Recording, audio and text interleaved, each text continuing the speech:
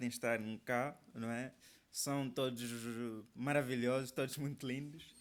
Por isso eu estou muito grato por isso. E vou contar-vos a história de alguém que também é muito especial e lindo como vocês.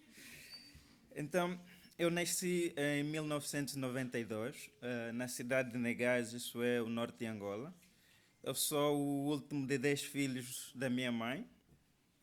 Fui um filho indesejado, porque quando meu pai soube que a minha mãe estava grávida, ele ficou enfurecido e acusou a minha mãe de traição e abandonou-a e reapareceu apenas após o meu nascimento. Isso também porque ele ouviu que eu era muito parecido com ele. E quando ele decidiu visitar-me, ele quando olhou para mim ficou muito espantado com a aparência, porque eu sou mesmo muito parecido com ele. E ele com isso ficou arrependido e decidiu dar-me o nome de Inocêncio. Eu cresci numa família disfuncional, porque, mais uma vez, o meu pai era muito ausente, era também violento e era um galã, era muito lindo, tinha várias mulheres. Então, a minha infância foi marcada por guerras, tanto no contexto familiar, mas também, sobretudo, no contexto político, porque durante o período do meu nascimento e todo o período da infância, Angola estava mergulhado num clima de guerra. Então, eu estava rodeado de pessoas muito boas também, graças a Deus, sobretudo a minha mãe, que eu aprendi a admirar desde muito cedo, devido à sua capacidade de resiliência, do cuidado, de superação e, sobretudo, de uma liderança servidora. Já na adolescência tive uma adolescência muito ativa, sobretudo marcada por empreendedorismo, não é? Fui um jovem que começou desde muito cedo a empreender, fiz tantas coisas, entre as quais um centro de formação que eu criei juntamente com o meu amigo da infância que está aqui, o Simão. E então fui indo, tive uma adolescência boa, embora passei por alguns momentos também menos bons, sobretudo quando perdi o meu irmão mais velho, isso em 2005, que foi o que era basicamente a minha referência masculina, uma vez que meu pai não era.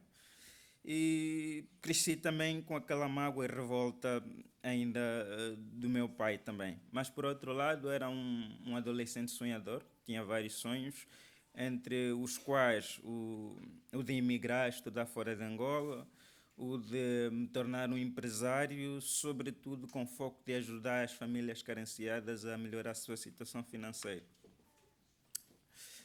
Uh, Em 2011, quando completei 18 anos, foi uma fase que eu estava a guardar com muito entusiasmo, porque tudo que eu queria era me tornar adulto, mas deparei-me com situações menos boas, porque começaram a surgir algumas sequências de tragédias. A primeira é que eu fiquei doente quase o ano todo e depois, num intervalo de 3 meses, perdi as minhas duas irmãs e depois a minha mãe também. Isso foi tudo no mesmo ano. E este foi o momento mais marcante na minha vida pela negativa, que eu basicamente perdi o chão, porque tinha acabado de fazer 18 anos. Fiquei sem sonhos, sem tudo, mas como eu digo sempre, Deus é muito bom, Ele dá-nos sempre, tem sempre um plano B para nós.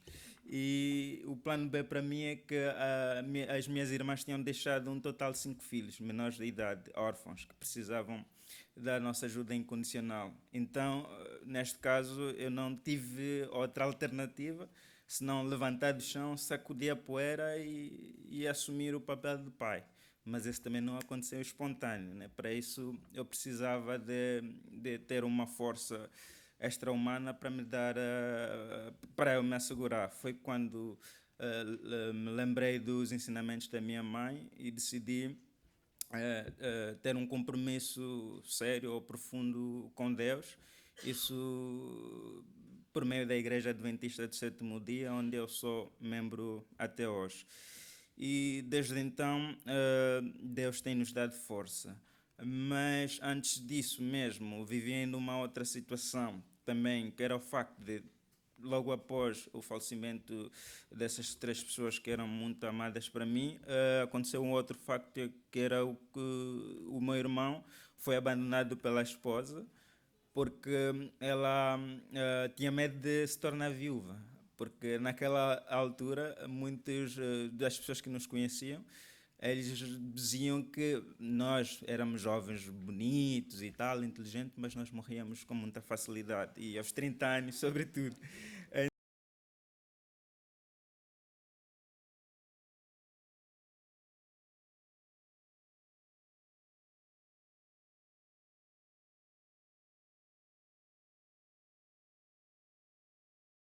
Mas graças a Deus, com o compromisso que eu tive com Deus e aquela determinação toda, consegui superar aquilo e continuei a seguir a vida, não é?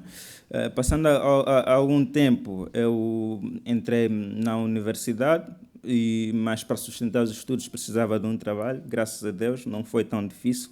Consegui um trabalho na empresa DHL e assim eu já estava em condições de sustentar os estudos e também de sustentar os meus 5 filhos, neste caso, que eram os órfãos.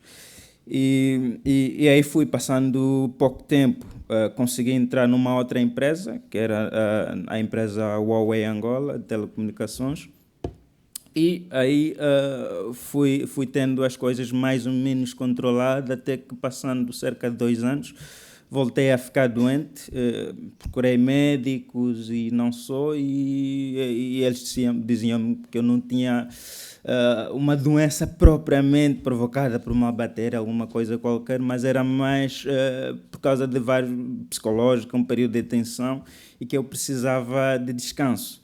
Mas para mim essa era a última palavra que eu queria ouvir na altura, porque eu estava a estudar e trabalhar ao mesmo tempo. Só para ter uma ideia, no trabalho, eu trabalhava para 3 países diferentes e depois também na universidade, tanto o trabalho quanto a universidade eram muito distantes de casa e eu precisava de tempo e ouvir aquilo, não gostei nada de ouvir aquilo. Então eu não cumpri, mas chegou um momento que a situação piorou e não tive alternativa. Tive que sacrificar uma das duas, porque eu normalmente levantava às 5 da manhã e deitava-me à 1, mas eu para isso tive que sacrificar a universidade, porque deixar de trabalhar não podia, dependia disso para me manter vivo. E então deixei a universidade com muita dor e continuei a trabalhar. Passando algum tempo, os meus 3 irmãos, daí a vantagem das nossas famílias africanas terem muitos filhos, pelo menos morrem tantos, mas ainda há alguns de backup. Pronto. Então, os meus 3 irmãos resolveram casar e partilharam a guarda dos meus sobrinhos, e eu, como o último filho, tive o privilégio de me darem um tempo de folga. E eu rapidamente, não pensei 2 vezes, decidi viver sozinho já e comecei também, e decidi também buscar nas gavetas aqueles sonhos antigos que eram de emigrar, prosseguir os estudos e também aquilo que eu sonhava de construir empresas e ajudar as pessoas. Então, naquele momento, eu comecei a me preparar para viajar, neste caso para cá, mas havia uma outra situação que também me deixava muito perturbado, com o pé atrás, que era o facto de que eu tinha uma namorada muito linda, a Elsa, que graças a Deus ela está aqui.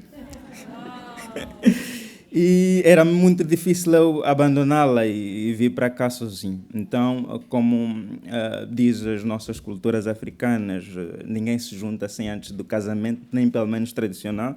Então decidi casar com a minha namorada, que agora é esposa, e virmos junto para essa aventura. Mas durante o período de preparação aconteceu um outro imprevisto ainda.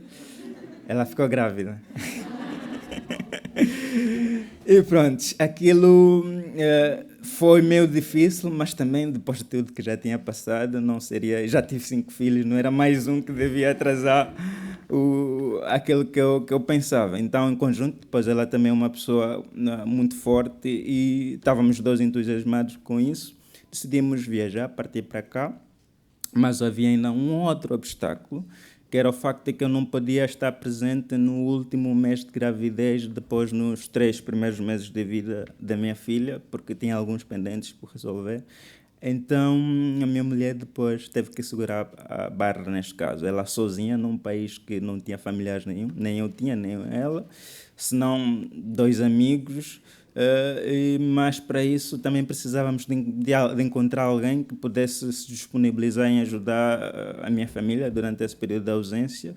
E nós, claro, tínhamos já um meio de refúgio, decidimos orar e pedir uma solução a Deus. E Deus é tão bom que rapidamente Ele respondeu.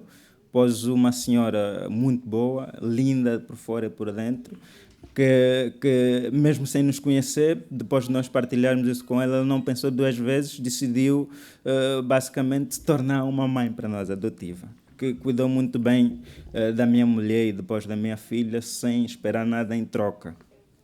E pronto, eu me ausentei e quando voltei encontrei a minha filha, muito linda, já com 3 meses, e com a ajuda também dos meus amigos que tinha cá já na altura, ajudaram-me a encontrar um emprego que era basicamente nas obras, e foi alguma coisa um pouquinho difícil para mim também, porque eu não estava acostumado, nunca tinha trabalhado nesse contexto antes, mas era mais um desafio, eu gosto de desafios.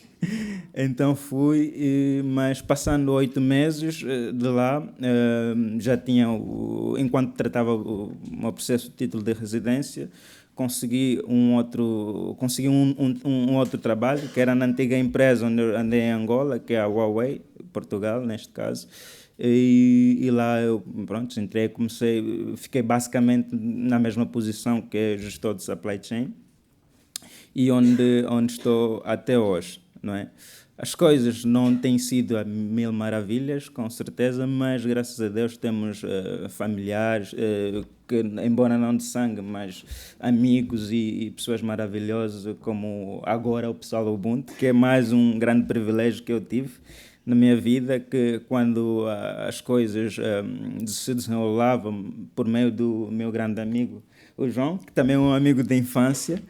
Ele convidou-me para participar na academia Ubuntu, e quando eu vi, pá, esse é das melhores bênçãos que eu podia ter em toda a minha vida. Então eu abracei a causa, entrei e, na verdade, tenho vivido momentos incríveis até hoje na academia. Conheci pessoas maravilhosas, pessoas inspiradoras, não só os líderes todos que nós temos cá conhecidos, como Nelson Mandela, mas sobretudo cada um dos líderes que está aqui representado, que tem sido uma grande fonte de inspiração para mim. Sem falar também do Dr. Rui Marques, né, que é uma pessoa incrível mesmo. Então, apesar de tudo aquilo que passei, eu considero-me uma pessoa cheia de sorte, com muitas oportunidades, porque os sofrimentos para mim também passaram a ser mesmo motivos de grande oportunidade, porque é que me fizeram ser o que sou hoje, sendo alguém que é o dono do seu próprio destino. Então, isso é que eu tinha para partilhar com vocês. Muito obrigado.